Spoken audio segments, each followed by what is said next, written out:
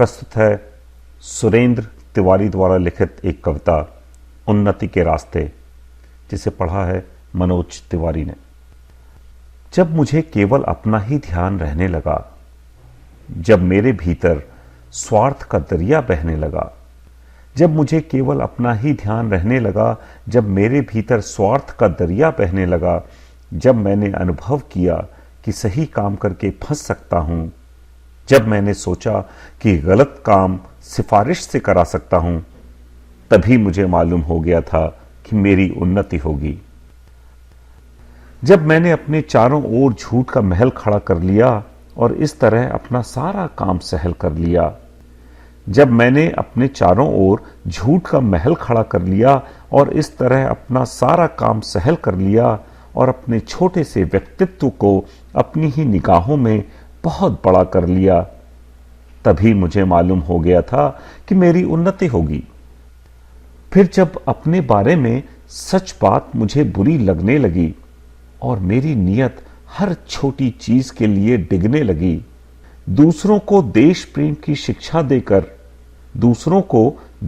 की शिक्षा देकर जब मैंने खुद धन जमा कर लिया, हजारों बेगुनाहों का गला काट कर जब मैंने अपने को क्षमा कर दिया, तब मेरी आत्मा ने मरते मरते मुझसे कहा था कि अब तेरी उन्नति होगी।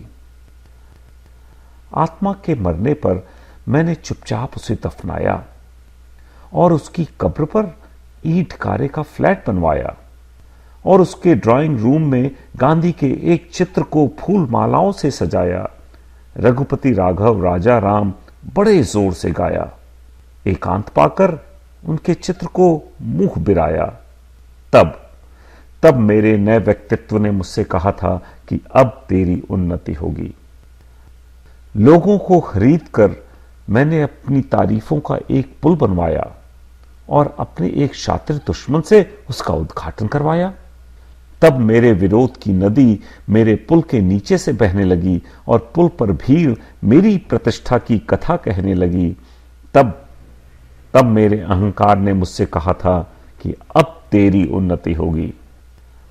धीरे धीरे मेरी असफलताओं के रास्ते बंद होते गए। धीरे धीरे मेरी असफलताओं के रास्ते बंद होते गए। असफलताओं के रास्ते यानी सत्य के रास्ते, दोस्ती या परोपकार के रास्ते, मूल्यों के, आस्था या सद्विचार के रास्ते। इन पुराने रास्तों से जब मेरा कोई वास्ता न रहा, तब किसी ने धिक्कार कर मुझसे कहा था, उन्नति के सिवा अब तेरे पास कोई रास्ता न रहा। उन्नति के सिवा अब तेरे पास कोई रास्ता न रहा।